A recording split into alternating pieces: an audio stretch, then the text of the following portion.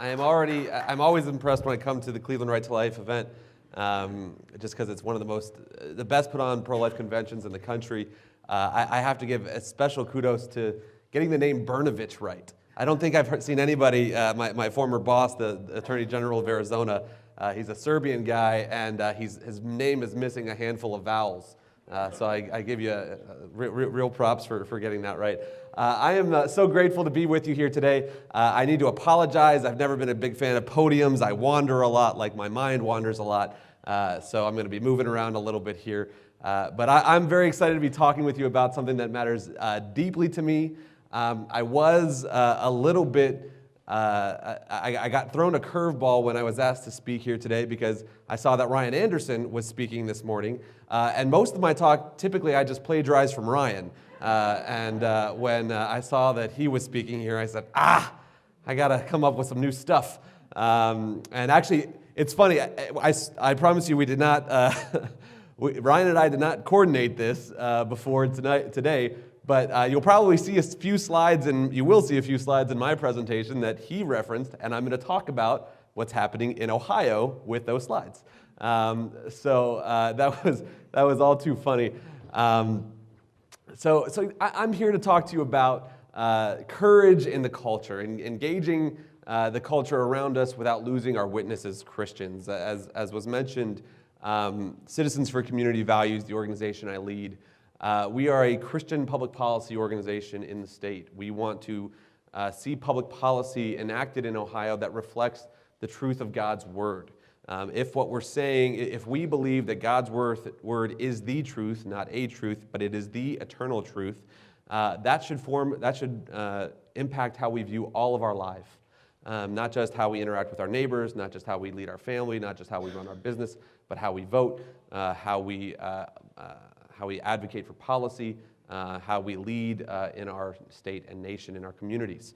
And that's the premise that my organization works from. Now, as you can imagine, when that is the nature of your work, when that's the nature of your worldview, you're not always the most popular in places like Columbus or Washington, D.C. You might not be the most popular when you are the Christian in your community, in your school, in your friend group. And as we're seeing in American culture today, the reality is hostility towards people of faith is growing every day, towards Christians is growing every single day. And so what we're going to do here today is I'm really going to try to depress you. I'm going to start off, and I'm just going to bring you low. By the end of the day, hopefully not too many of you will walk out, because I'm gonna take you on this little journey with me where we're going to get real low. But if you can hang with me, if you don't give up on me too soon, we're going to try to get you back up again before we get out of here. And what I will say is I'm going to try to leave a good amount of time for questions at the end, especially for anybody, for the young people in the room. That's one of the things I love about this conference. There's so many, you have such good age diversity. You have young people who've been in this work for a while. It's great. I want to encourage you, if there is a nagging question on issues of life, on family, on transgenderism, on sexuality, if there's a nagging question you have, or you've been in a difficult conversation with somebody and you just don't know how to answer that question, feel free to ask it. And that's actually the nice part about the cards, is it's all anonymous. I might try to ask everybody to match up handwritings later so I can say, who asked that dumb question? No, we won't do that. I seriously, I want to encourage you, if you have a question, I want to talk these things through with you, because that's what the purpose of this is. So as we think about this idea of courage in the culture, the idea that really comes around to me quite a bit is this idea of prudence. If we're going to have courage in our culture, we need to have prudence. And I would define prudence as understanding the times and knowing how to respond. And I love this story. Who knows what this picture is right here? We've got a few lawmakers in here that can't answer, because this is, let's see, the young guy right here in the red shirt. What's that?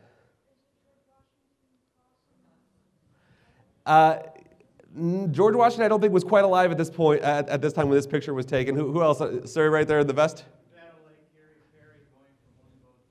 That's Commodore Perry. That's Lake Erie. So this is much closer than when Washington was crossing. And actually, this is a picture from the State House.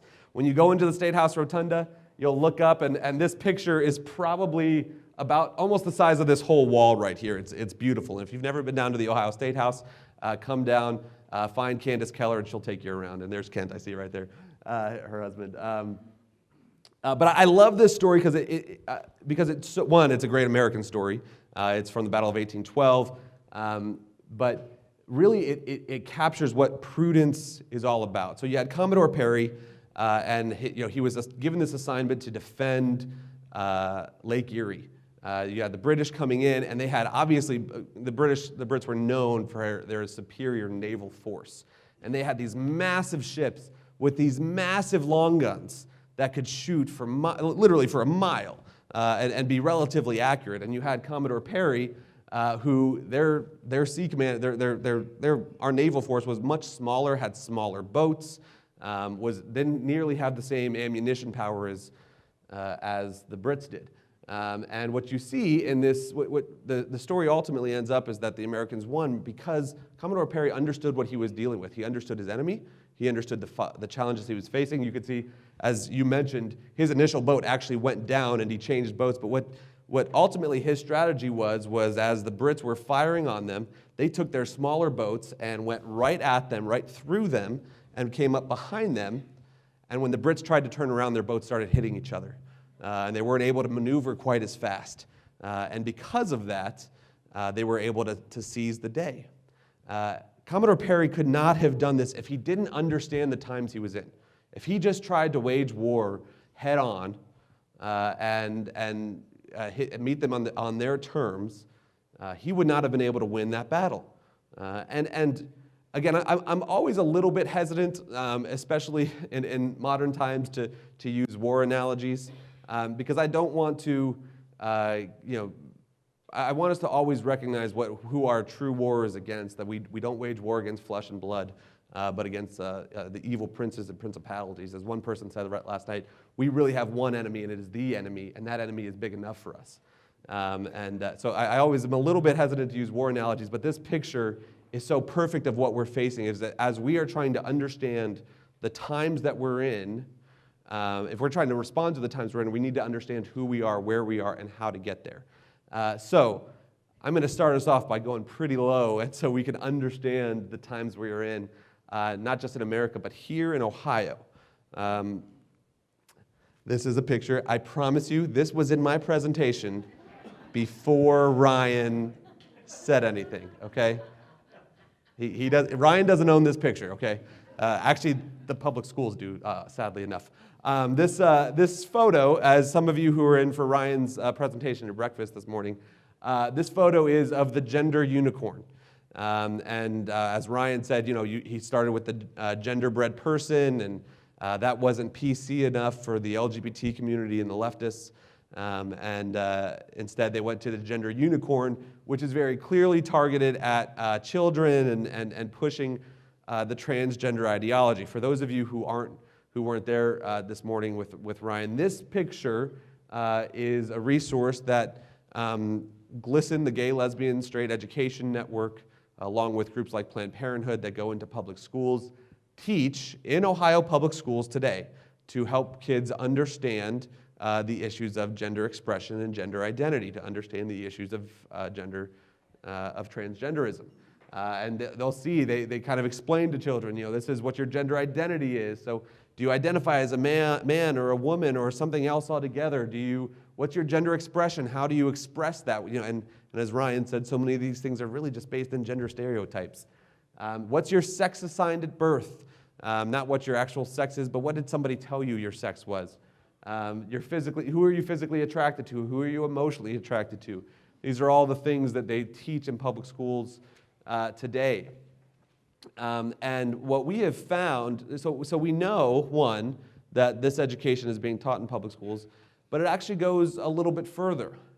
And actually when I first read Ryan's book, When Harry Became Sally, one thing jumped out in particular to me was that Ryan said that the National Education Association and the ACLU had been giving instructions to public schools that said, listen, if a child shows up to a teacher and says, hey, I think I'm transgender.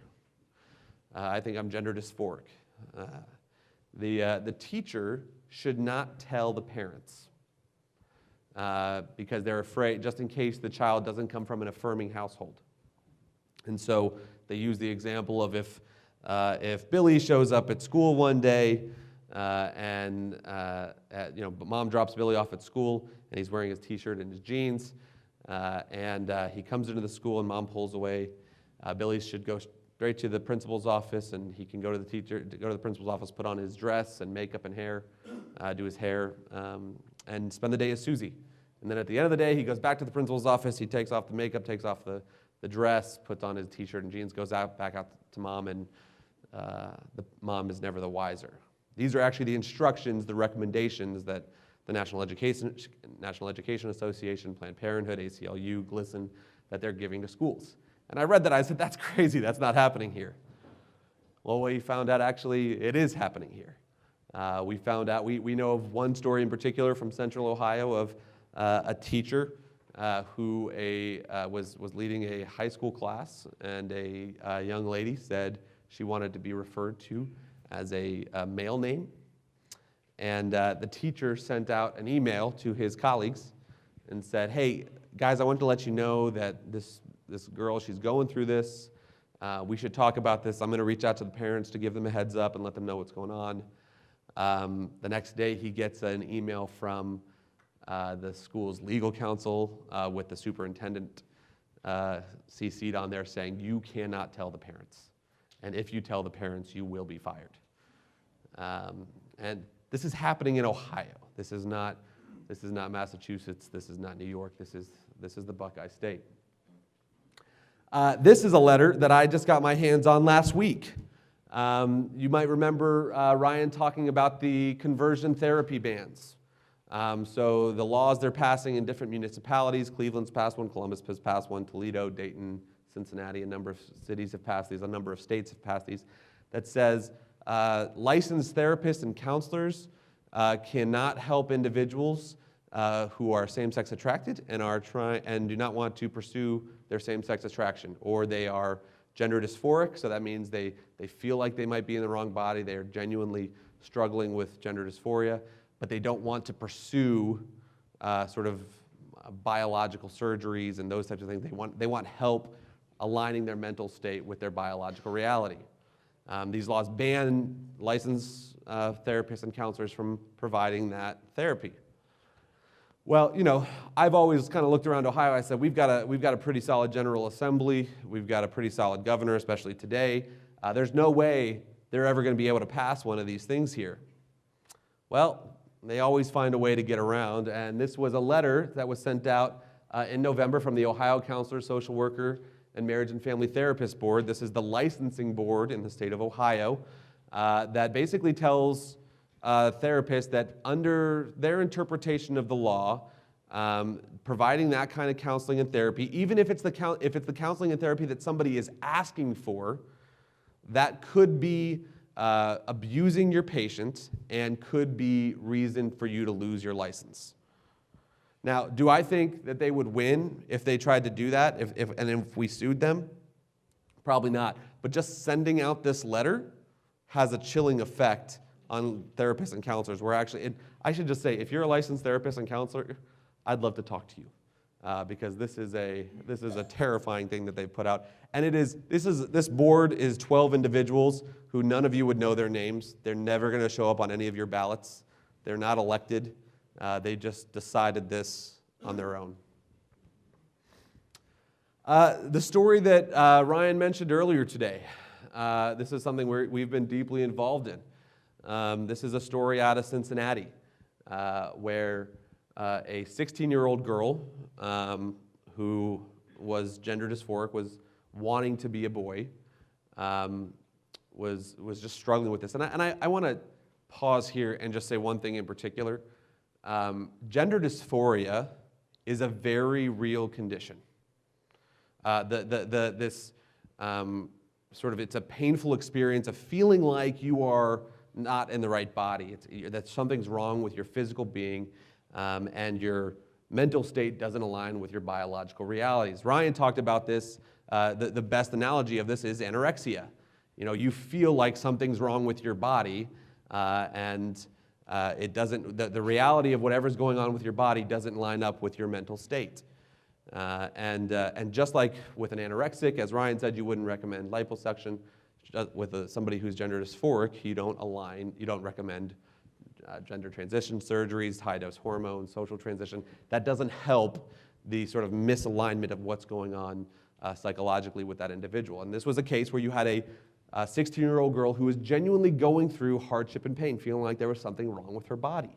So the parents took her over to Cincinnati Children's Hospital, to their gender clinic, not knowing what was going to happen.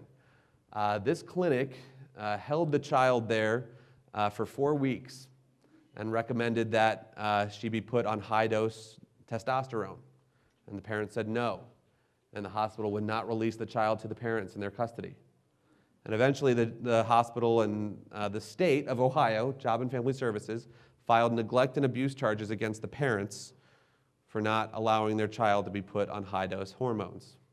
I should say, having worked in the Attorney General's office, I've worked in a lot of custody cases. When I first heard about this case, I was like, there's got to be something else going on here. Custody cases are always more messy than people say they are. There's no way this can be true. Well, you look at the files. Job and Family Services did a home inspection and found that the home was a safe environment. They interviewed both parents. They did all the interviews that you typically do in a custody situation.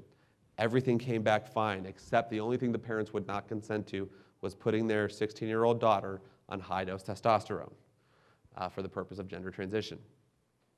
And that was enough to file neglect and abuse charges.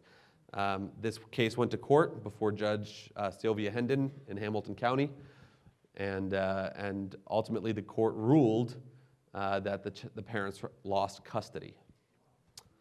And put the 16-year-old in custody she was actually 17 by the time the decision came out, in the custody of the maternal grandparents.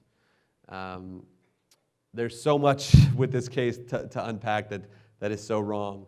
But again, this happened here in Ohio. I know this family.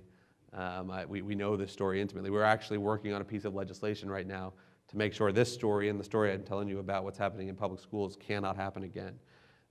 And you would think this would be the easiest, most common sense thing to do, but it will be the single most controversial thing that we propose this year at the State House. So you have what's going on with the gender dysphoria side. When I talk about understanding the times, I think we need to understand what's going on in the media and what's going on in the culture at large with their view of Christians. How many of you are involved in Catholic education or private Christian education at all? This story is particularly relevant to you. This was a headline out of the Washington Post about Karen Pence working at a bigoted, anti-gay, anti-trans school.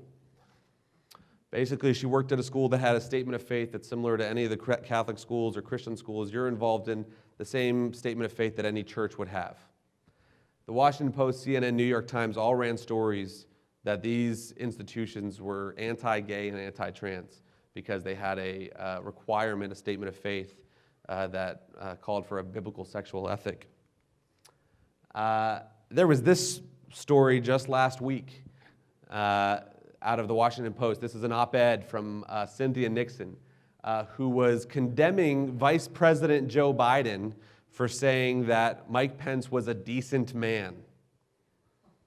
Just, literally, that deserved condemnation because the vice president, the former vice president, said the current vice president is a decent man. She wrote, did I get a slide out of whack here? She wrote, when a chorus of progressives and LGBTQ activists, including myself, pointed out that a man who has built his career on homophobia and misogyny cannot possibly be considered decent, some dismissed it as just Twitter outrage. While Biden later walked back his comments and acknowledged that, quote, there is nothing decent about being anti-LGBTQ rights, I think it's important to explain why calling Pence a decent guy is an affront to the real meaning of the word. This is Mike Pence, guys. I don't think Mike Pence has ever offended anybody. I mean, The guy's white toast. I love the guy, but come on, it's Mike Pence. Look at that face. Literally, the only thing offensive about Mike Pence is that he's a Christian. And what's crazy to me is not just that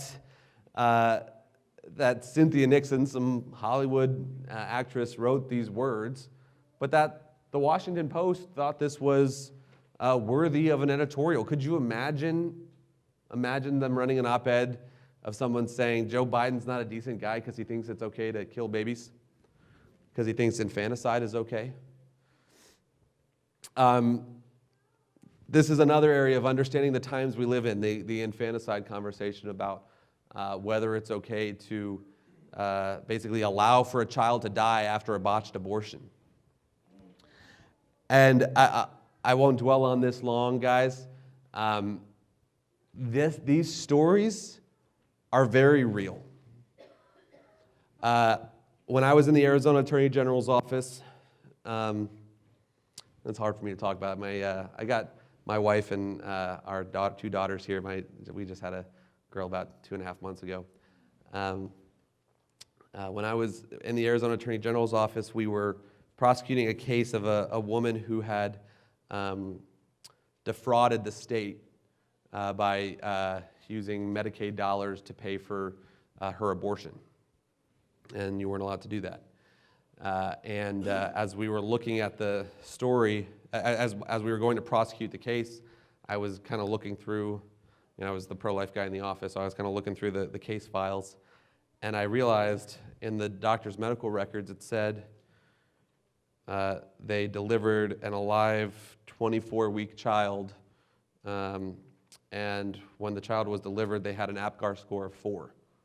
An APGAR score is a test they use to test the viability of a child once they're born. Typically you want to see a child have an APGAR score of 7 when they first come out, but an APGAR score of 4 or above is generally considered viable. I mean, even by the left standards. And so they delivered this child. They tested it. They checked their vitals. They ran the APGAR score, so they checked the child's vitals and said they have an APGAR score of 4. And then they just left them there. And then the child died. This is happening. This isn't a political ploy, the bill that they're running in Congress right now. This is genuinely something that we see happening in America today, where they can look. I was there for the birth of both of my children, and they can look at a child just like the children we had and say, okay, we're just going to set you here and walk away. There's the case of Jack Phillips. Many of you probably are familiar with Jack. Jack is the cake baker out of Colorado that won his Supreme Court case because he didn't want to be forced to participate in a same-sex wedding. Let me make something very clear. Jack sold countless cakes and had countless gay and transgender customers. He was not denying service to anyone because they were gay or transgender. Jack was a Christian. He didn't make Halloween cakes. He didn't make obscene sort of bachelor or bachelorette party cakes. And somebody came in and wanted them to make a cake with rainbow flags on it celebrating a gay wedding. And he said, I'm not going to make you a custom cake with that. If you want to buy something off the rack, go for it. But I'm not going to make that, I'm not going to communicate that message. So Jack won that case at the U.S. Supreme Court. What a lot of folks don't realize is before that case was even settled, a transgender individual came in and tried to buy a cake from Jack that was blue on the inside and pink on the outside because he wanted to say, I'm a man on the inside, but outside I'm really a woman. And Jack said no, and they filed another suit against Jack. And actually just this week he won again. Yeah. But they keep coming. The persistence. Guys, I brought this story up because it's the persistence of it. And then, how did Jack's story happen? How was Jack even allowed to end up in court like that? Well, because of a bill called a SOGI bill, a sexual orientation gender identity bill. And we have one of these bills introduced in Ohio right now from a senator that we might be in her district right now, actually. Senator Nikki Antonio introduced Senate Bill 11. This bill basically requires all businesses to participate in same-sex weddings. It requires all bathrooms to allow men and women's restrooms. It requires all domestic violence shelters, women's domestic violence shelters, to allow men to stay in there if they identify as a woman. There's actually a case right now out of Juneau, Alaska, that has a sexual orientation, gender identity law that at night it's a women's shelter, and there's beds, there's cots lined up that are literally this far apart from each other. And a transgender man, a man shows up who identifies as a woman, showed up and said, "I want to stay here. I want to sleep in these facilities." And they said, "No, this is for women." And he is now suing them because they would not allow him. And I've worked in a homeless shelter. I can tell you the vast majority of women that showed up there at one point or another have been sexually abused. And just the presence of a man is traumatizing to them in these vulnerable stages. And I can also tell you a lot of the men that stayed at our facility had sexual deviancy in their past. And we loved them and ministered on them and tried to help them, but we sure as heck kept them apart from the women. This bill would require that they be allowed to stay with women. This bill would require that boys be allowed to play in girls' sports and on overnight trips, in school trips, that boys be allowed to stay in girls' hotel rooms if they identify as a girl, and vice versa.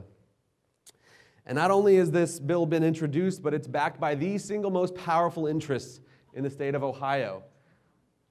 This group, Ohio Business Competes, popped up out of nowhere last year in Ohio, and we realized this was being funded by Tim Gill and George Soros.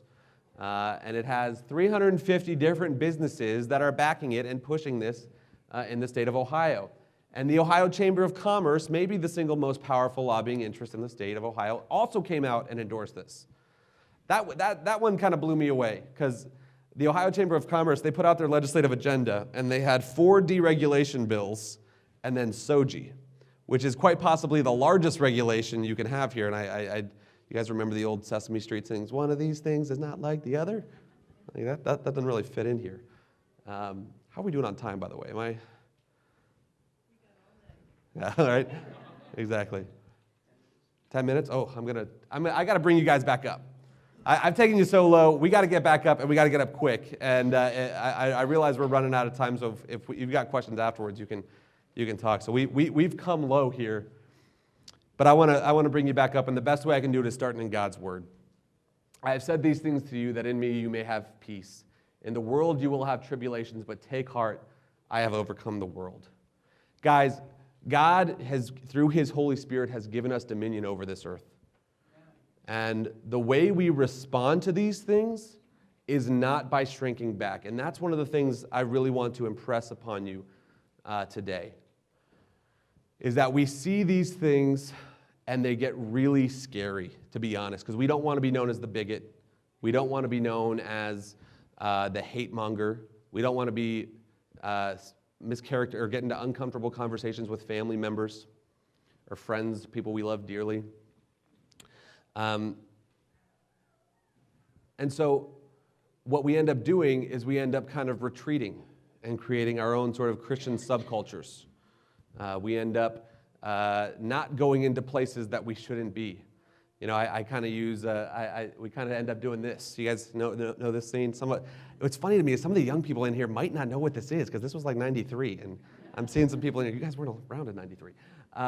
You know, this is, yeah, you're good.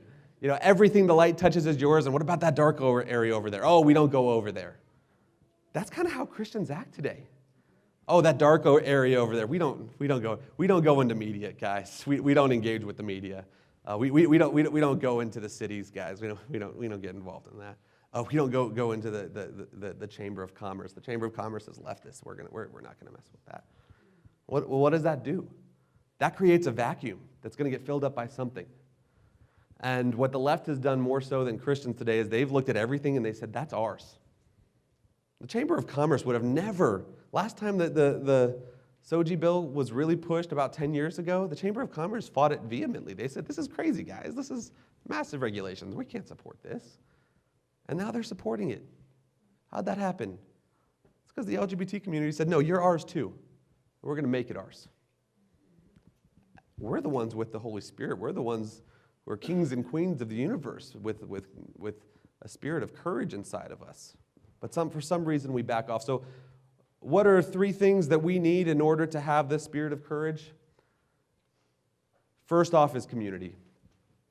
And this is Hebrews 10:24, and let us consider how to stir up one another in love and good works, not neglecting to meet together, as is the habit of some, but encouraging one another, and all the more as you see the day drawing near. So as I'm telling you to go out, the first thing I'm going to tell you is before you go out, make sure you have a group of people around you that are close to you. We have a loneliness epidemic in America today. This is from Cigna's Loneliness Index. 43% of Americans sometimes or always feel like their relationships are not meaningful and that they are isolated. 47% don't feel like they have meaningful in-person social interactions. Generation Z is the loneliest generation and claims to be in worse health than older generations. We are isolating ourselves, guys. This is why God gave us the church, so that we can come around each other and build each other up. Guys, I'm the political guy, I'm the politics guy, and I'm telling you, the most important thing you want to do to have your political witness is get in a church and start there and build meaningful relationships. Have people around you. This is hard. This life is hard. This culture is hard. Build meaningful relationships. Have people around you that are holding you accountable and encouraging you out. Otherwise, this all gets way too hard. This book I highly recommend, Secret Thoughts of an Unlikely Convert. Rosaria Champagne-Butterfield, she was a gender studies professor at University of Syracuse, a lesbian leader in her community, really deeply involved in the LGBT community. She started writing a research paper on a Presbyterian pastor and on evangelicals. And when following around this Presbyterian pastor, she came to know the Lord and left her partner. She tells her story in this book. And one of the most convicting things, this is a pretty short book. I really want to encourage you to read this. One of the most convicting things about this book, when you read it, is that she said the hardest thing for her about leaving the lesbian lifestyle was not missing sex with women. It was the fact that the LGBT community was a community. Every night somebody's house was open for people to get together. Every night there was great friendship and great fellowship. And she gets into the church and everybody was like, all right, see you Sunday, bye. That's not how we were called to live. The LGBT community is living more in community better than we are at times. This is such a call to us when I read that book. The second thing, though, once you get built up, once you have people around you, once you have people encouraging you, is connect. We're told to pray for our leaders. Guys, and I'm here to talk to you connecting specifically with your state lawmakers. Representative Candace Keller is here with us today, and she can affirm this with you guys. State lawmakers, not a lot of people pay attention to what's going on at the State House. So when a lawmaker hears from you, that rattles their bones in a meaningful way. My wife used to work in a congressional office, and I remember her telling me about, she was in this one Congressman Schweikert's office during, I think it was the Obamacare fight, and they'd get the calls of people calling in saying what they want to do on Obamacare. And you know what her job was? She had a sheet with a tally, and she got to call someone go off for about 5 minutes, and so wait, do you support or oppose it? I oppose it. Okay. Put the notch down on the paper. That's Congress. The State House? You contact your lawmaker, it matters. It makes a big difference. And I can tell you what happens at the General Assembly impacts your day-to-day life a whole lot more than what happens in Washington, D.C. All of these stories I'm telling you about today, all of them we can fix at the General Assembly. Guys, don't get me wrong. I care about Congress. I care about Washington, D.C. I care about the Supreme Court. But in terms of making the lives of Ohioans better, the lives of the people in your community, the lives you have been called to love on, your neighbors, you want to impact them, it's your local city council, it's our General Assembly. We have a tool for you at CCV. This is our action center. We'll send out action alerts from time to time and say, hey, this is what's going on. The heartbeat bill is coming up, contact. The Parents' Rights Act is coming up, contact your lawmakers. Where you just enter your information, and you can send an email. You enter your name and address, and it'll tell you who your state lawmakers are and how to contact them. I'm going to move on a little quickly here. I use this picture here, guys, to just emphasize this point a little bit more. The deep red on there are the conservative counties that President Trump won in 2016. The deep blue are the counties that Hillary Clinton won. Guys, we are segregating ourselves by beliefs today. And the only way this is going to change is if Christians say, no, you know what, Cuyahoga, Franklin, and Hamilton County, you are ours too. We're going in. And third is have faith. Have faith that it can happen. Guys, I'm wearing a little bracelet. You can go stop by our booth a little later with the Ohio State motto that says, with God, all things are possible. So often today, we look around and we're like the disciples on the boat. When we look at these situations and we see how bad things are. And we say, Jesus, save us. And that's actually a good thing to cry out. But we do it from a place of anxiety. We do it from a place of fear. And what did Christ say? Oh, you of little faith. Guys, do you actually believe? You're here today, and I'm sure you actually believe all these stories I'm telling you of how terrible they are. But I want to ask you, do you actually believe we can fix them? Do you act like we can fix them? Or is it just easier to just watch Fox News and feel really good about how bad things are? I'll tell you what, there were a lot of things in 2016 that were disheartening, and by the grace of God, things ended up pretty well for us, especially considering what they could have been. We certainly saw God's mercy. However, the thing I was most disappointed about, and don't get me wrong, I was disappointed about, a lot of the behavior stuff from Trump and all that kind of stuff, but again, we can get into that. I don't want to get into those conversations. The thing that was most disappointing to me was the position that I saw Christians talking about, which was they were saying, if Hillary Clinton wins, we are doomed. America is over if Hillary Clinton wins.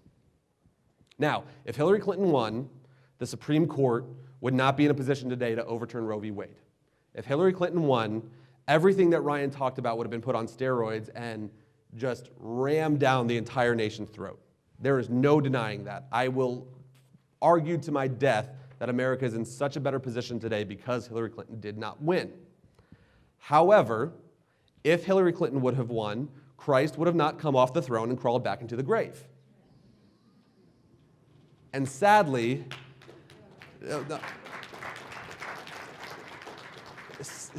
there was a spirit of fear in the church that if she wins, America's doomed. And maybe America would have been doomed, but the church would have not been doomed. Guys, the question is, do we have the faith to look at the evil around us and really believe that light overcomes darkness? Do we really believe that greater is he who is in us than he who is in the world? If we do, then let's get out of here and start doing something about it. Guys, I'm grateful for you today. I don't know if we have time for questions, but it's been a real pleasure talking with you. We got a little bit of time for questions? Awesome. Awesome. Oh, great. Oh, sure. Well, while we get these questions, the one thing I was going to do is we wanted to give away a copy of Ryan's book. And to do that, how we're going to say when I said we want you to connect with your state lawmakers, we got a little contest. We got Claire in the back. Claire is the one working our table. Claire is also close personal friends with Mike DeWine. She was just on the cover of the Columbus Dispatch. It was after his State of the State. He was going through shaking people's hands, and they took a picture of him. And I looked at the picture. I got the paper in the morning. I looked at it, and I said, he's shaking Claire's hand. She said she was going to lunch. What is she doing there? But I want to see who here knows who they're, and I'm going to pick one. So if you know, raise your hand, and we'll pick somebody at random. And if it's true, if you do know who it is, we're going to test it. We're going to get you a copy of Ryan's book, When Harry Became Sally. So who knows who their state representative and state senator is? You don't count. State representative, state senator. If you know, put your hand up. We'll go, sir, right here. Who's your state representative, state senator?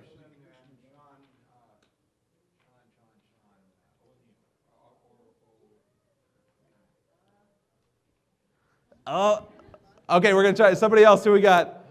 We'll go here. I know you know.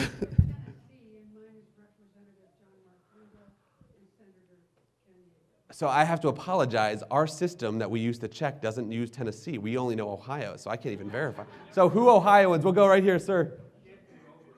Who's that? And Romer? Okay, so Claire's going to use, and we're not going to put this up on the screen because we don't want to broadcast his address to all of you. Claire's going to use our Action Center, enter his address in, and it's going to pull up who his state rep and state senator are. And if it's true, then we're going to get him a copy of the book. So we got questions? Excuse me, how do we get our pastors to speak out publicly? Amen, amen. That is a huge question. And I should say, one, we want to help you do that. Ruth McNeil, are you here? So Ruth McNeil is CCV's is our church relations director. She leads what we call our church ambassador network.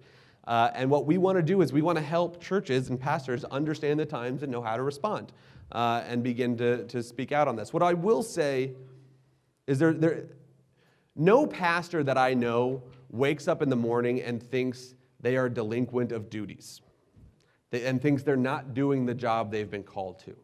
And so often, if the approach is, hey, pastor, grow a spine and get in there, they're going to lock up. What we want to see is, hey, pastor, and actually I think last night was a great example of it. I went to a fundraiser in Toledo that a pregnancy center had at a church, and a church that typically doesn't get involved in political space. And I think it was a good example of let's help pastors see the real life impact that policy issues have on their missions. And honestly, the stories that we tell here today, like, hey guys, they're coming to shut down ministries. I've got stories of Christian adoption agencies, of homeless shelters, food banks, those types of places being shut down because they're just trying to operate according to their religious beliefs. What I've seen be the most effective way of getting pastors to engage is help them understand this isn't about Republicans or Democrats. This is about this isn't about the donkey or the elephant. It's about the Lamb of God. So how do we tell that story to them in that way? And that's what we want to do. And I'm happy to, if you have a pastor that you think, hey, they're not understanding why it's so important that we speak to these issues, we want to help you have that conversation in a constructive way. What % of the population is gender confused? And what would be the answer to that prior to the transgender movement? Mm-hmm. And what would be the percentage after the transgender movement? So the stats on this are a little bit iffy, but if you're talking about individuals with gender dysphoria, generally speaking, especially, and Ryan writes a lot about this in his book, before the Obergefell decision, the same-sex marriage decision in 2015, transgenderism wasn't a topic that was really broadly discussed, really. I mean, there were things going on with it, obviously, but it wasn't where it is today. So generally speaking, you were looking at under 1% of the population was gender dysphoric, dealing with gender dysphoria. Now again, mind you, we live in a country of 330 million people. We're still talking millions of people, but it wasn't that large. What we're seeing now, and the numbers are all over the map on this, but because of things like the gender unicorn being taught in schools and children being told, hey, and again, the thing that gets me about this is that this is the failure of the feminist movement, ultimately, that hey, little boy, because you like pink stuff or because you might not want to play football with the other boys, you must be a girl. Because that message is becoming so prominent in schools, we are seeing an increase of children saying they are gender dysphoric. And as Ryan said, if these children start heading down that treatment path that places are recommending, they kind of get locked into it for a long term. It's awful. What benefits does the left get from confusing children about their gender? So this to me, guys, is, I think there's a broader question here. where we have to recognize the spiritual nature of the conflict that we're in. And it's why I'm so big on, you've got to be in a church, we've got to be in prayer, we got to get those foundations right first and foremost. If I'm understanding the questioning right, is like, to what ends are they getting at with the gender dysphoria, transgender debate? And what I would say is, just like, I think a lot of folks thought, well, once they get gay marriage, it's all, that's the end of the war, that's the end of the culture wars, we're moving on. Transgenderism isn't the end game, guys. The end game is the destruction of the church, is the destruction of the message of Jesus Christ. That's and I would tell you most, and I try to practice what I preach. I interact with LGBT individuals and liberals and leftists all the time. They wouldn't say that. They wouldn't even tell you. They wouldn't even think that genuinely. They wouldn't say that. My goal is to destroy the church. That's not that individual's goal. But the movement at large, you see where a lot of their angst is at, because Christians, and what I would say Orthodox Christians, those of us that hold to the inerrancy of Bible, we're not the only ones that believe these things about sex and gender. Jews do, Muslims do, those, a lot of other major religions do, but you don't see the attacks on them like you see on Christianity. I think there's something telling there. The question is, why do parents send their children to these schools? And maybe the question is really directed about schools that teach the gender unicorn? Yep. So that's an awesome question. And you know what I want to tell you? Go ask one of them. Go meet them and sit down and get to know them. And I'll tell you, most of them would say, well, I went to the public school. Public schools are fine. It's not an ideological, like, let's go change American culture to be communist and socialist and pro-LGBT and all this kind of thing. There's not this underlying agenda. It's just, no, I went to the public school. I went to Warren G. Harding. That's just what you do. And unless there's somebody in their life telling them, hey, there's another option here, or there's something crazy going on here, they don't know. Life is hard, guys. You know this. Managing kids and bills and medical concerns and work and all, it's hard. So it's really easy just to say, I'm just going to send my kid to the school down the street. And I don't think they're purposely being delinquent parents. But I honestly, guys, go have that. This is exactly my part of go talk to them. If you don't know somebody who has a kid in public schools, I want to encourage you to go find somebody and build that relationship and say, hey, you know what? Everything in me says I don't want to go over there because it seems like there's darkness over there. But the Holy Spirit says, you're mine, you're His, and I'm going to go for you. And that long term is going to have a much bigger impact on anything else. I will say, too, this is also why we formed the Ohio Christian Education Network at CCV. There's a lot more information on this at our booth, but it's creating alternatives for parents. So once parents realize, hey, there's some bad things going on in public schools, what do I do with my kid now? Well, we've got robust private schools. We have a robust voucher system that a lot of families can access and be able to send their kids to a private school. They can homeschool, and we're advocating for more educational options for families, because I'll just say, big picture, with a lot of these issues we see with public schools, the only way our opinion is the only way we're really going to change these things, especially in the short term, is if we get real competition in the education space, and parents can say, hey, I don't like what you're teaching here, and the school will likely say, we don't care, and the parent will say, okay, peace out, I'm gone. And they'll go to a different school. And until that starts happening, we're not going to have the momentum to really change the public schools the way we need them to be. We're not anti-public schools. We think this is, oh, hey, what are you doing here, honey? This is Naomi. This might be the sign that we're done. She's saying, Dad, you've talked too much. Let's get out of here. So is there any other questions, or are we good? Because I gave you the wrong time, we had more than 10 minutes left when I told you 10. Sure. I have time for a question from me. Oh, sure, absolutely.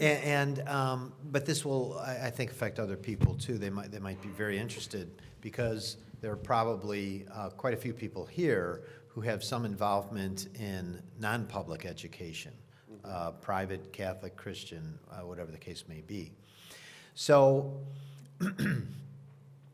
I am interim principal of an urban Catholic grade school at which 100% of our students receive vouchers. So our school could not exist without vouchers. So my question is, what is the likelihood that the government, whether it's the state or the federal government, or maybe there's some other level of government, county government, will withhold money from schools that do not cooperate with the transgender movement and all the other political correctness about sexuality? You know, what is the likelihood that we won't get vouchers anymore because we teach Christian or Catholic sexual doctrine and we stick to it? Are we in danger of closing? So this is a brilliant question. This is actually one of the reasons we formed the Ohio Christian Education Network that has both Protestant and Catholic schools in it. And I should say I'm trying not to get distracted right now because I can tell that somebody has a poopy diaper. But it's okay, you know, you get used to it. Sometimes I joke, you know, the state motto of Ohio is "With God all things are possible." We have a motto over our door, which is "There's poop on it" in our house. This is actually one of the reasons we formed the Ohio Christian Education Network, is that we want to make sure that the voucher programs, or if we eventually get to what I would call an empowerment scholarship account program, never get strings put on them that would basically turn private schools into de facto public schools. That's not the case right now. But we need the lobbying muscle, and we need the muscle in the communities to make sure that doesn't happen. So conceivably, it could happen. But in the meantime, though, we should, like, this is one of those places where I know some people are afraid of voucher programs because they're like, well, they're going to take over the private schools and then our private schools are going to shut down. Well, without vouchers, most private schools couldn't operate. And why should we just concede government money for education to public schools that are failing our kids and not say, no, we need to make sure there's other options for kids that these schools are failing. So it is a threat. That's why we're here. That's why we need you to get involved, is to make sure that never happens. And I'll tell you, I don't think it's going to happen anytime soon. I don't see that happening in the next 10 years where the voucher programs basically say if you have a statement of faith, you can't access them. And actually, we're pushing to do two things. One, expand the voucher program so more children can access these vouchers. And two, decrease regulation on them so that schools are more free to operate according to their beliefs. This is essential. And until we get to that place where every child has the option to take their taxpayer dollars and follow their school around, it's not going to work. I'll leave you with one last stat on this. The average, the K-8 voucher is $4,650. The high school voucher is $6,000. Now, again, there's limited students who are eligible for them. You might be, you might not be. The baseline amount of money that the state spends on a child in public schools is $8,500. Columbus Public, that has all failing school districts, they get $20,000 per kid, and they're failing. So this is why, mind you, right down the street from them is Harambe Christian Schools, which is a Christian school that runs on vouchers, and they have 80% of children from single households. The vast majority of them are from impoverished households, and they get better test scores in Harambe Christian schools than they get in Worthington Public Schools, which is one of the white suburban public schools. School choice works. School choice matters. To me, it's one of the things we see as long-term that's going to be transformational in the state of Ohio. And thank you for being a principal. We need people in private Christian education. Two things. First, not only for his talk and answering questions, but also for his work, let's once again applaud Aaron Baer.